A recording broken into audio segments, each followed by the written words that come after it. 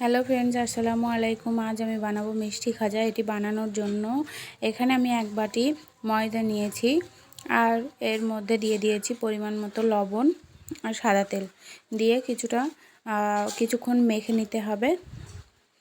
সাদা তেল দিয়েছি, দিয়ে কিছুক্ষণ মেখে নেব, এটি ভালো করে ময়াম দিয়ে নেব। মাখার পর এরকম মোট করলে যদি দলা পেকে যায় তাহলে বুঝতে হবে এটি পারফেক্টভাবে হয়ে গেছে। এবার এর ময়াম দেওয়া হয়ে গেছে। এর মধ্যে এবার কিছুটা করে পরিমাণ করে জল দেব আর একটি টাইট ডো বানিয়ে নেব। এই যে এভাবে অল্প অল্প জল দেব আর মেখে নেব। এভাবে একটি টাইট ডো বানিয়ে নেব।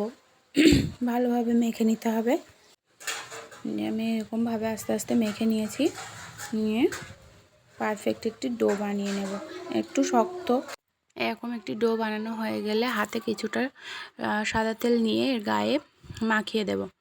ডোটির গায়ে মাখিয়ে কিছুক্ষণ রাখার পর এটি যে কটি রুটি বেলবো সে কটি লেচি কেটে নেব।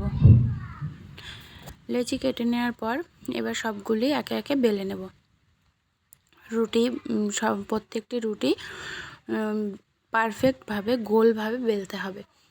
গোল করে আমি সবগুলি বেলে নেব।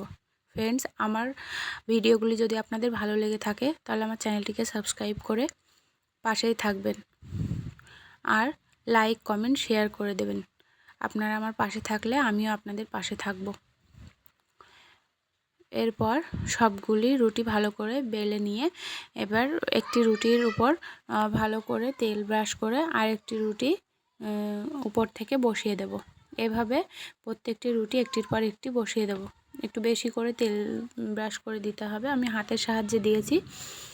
এভাবেই সবগুলি দিয়ে নিতে হবে। সবগুলি রুটি এইভাবে একে একে দেওয়ার পর বেশি চাপলে হবে না, এটি আলতো হাতেই করতে হবে। এবার আমি সব রুটিগুলি এভাবে গোল করে নেব। এই কাজটা খুব আলতোভাবে করতে হবে। ভালোভাবে রোল করে নেব। নেওয়ার পর একটি ছুরির সাহায্যে একটি পিস পিস করে কেটে নেব। যেভাবে কেটে নেব পিস পিস করে। সবগুলি কাটা হয়ে গেলে এই যে লেয়ারটা এরকম হবে ভিতরে। এরপর আমি সবগুলি এইভাবে কাটা হয়ে গেলে একটা করে নিয়ে একটু আলতো হাতে চেপে উপর থেকে একটু সামান্য বেলে দিতে হবে। খুব আস্তে আস্তে একটু করে বেলে দিতে হবে, যে এরকম হবে। এভাবে সবগুলি আমি বেলে নেব। নেওয়ার পর এবার আমি চলে যাব ভাজতে। গ্যাসে একটা পাত্র রেখে এর মধ্যে কিছুটা তেল দিয়ে তেলটা একটু গরম হয়ে গেলে একে একে সবগুলি ছেড়ে দেব। যে তেলটা সামান্য গরম করে নিয়েছি, এটি লো ফ্লেমে ভাজবো। তেলটা গরম হয়ে গেলে ফ্লেমটা লো করে দেব। এটি লো ফ্লেমেই ভাজতে হবে, কারণ না হলে ভিতরটা কাঁচা থেকে যাবে আর উপরটা শক্ত হয়ে যাবে। তাই একটু টাইম নিয়ে ধীরে ধীরে ভাজতে হবে। এভাবে আমি সবগুলি ব্রাউন কালার করে ভেজে নেব। একদম ব্রাউন কালার এসে গেলে আমি এগুলিকে একে একে তুলে নেব। এভাবে এরকম কালার এসে গেলে আমি এগুলিকে একে একে তুলে নেব।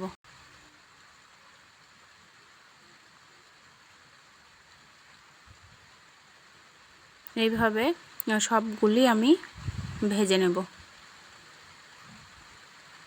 এটা ভাজতে একটু টাইম লাগবে। এবার একটা পাত্রের মধ্যে কিছুটা চিনি দিয়ে আমি এক বাটির মতো চিনি দিয়েছি। কিছুটা চিনি দিয়ে একটু নেড়ে চেড়ে এর মধ্যে কিছুটা জল দিয়ে দেব। দেওয়ার পর এটি অনবরত নাড়তে হবে। এটি নেড়ে নেড়ে একদম পুরো চিনিটা মেল্ট হয়ে যাবে। মেল্ট হওয়ার পর একটু আঠালো চিটচিটে হবে। তারপর আর চিনির শিরায় সবগুলি খাজা দিয়ে দিতে হবে। দেখুন এইভাবে অনবরত নেড়েই যেতে হবে, না হলে নিচে লেগে যেতে পারে। এভাবে চিনিটা মেল্ট হয়ে যাবে। মেল্ট হয়ে যাওয়ার পর এর মধ্যে এই যে এরকম হয়ে গেলে এর মধ্যে দিয়ে দেব খাজাগুলি সব, দিয়ে ভালো করে নেড়ে চেড়ে সবগুলি খাজার গায়ে মাখিয়ে দিতে হবে। এই যে এভাবে কিছুক্ষণ নাড়াচাড়া করে এবার তুলে নিলেই রেডি হয়ে যাবে মিষ্টি খাজা। ধন্যবাদ বন্ধুরা আমার ভিডিওটি দেখার জন্য।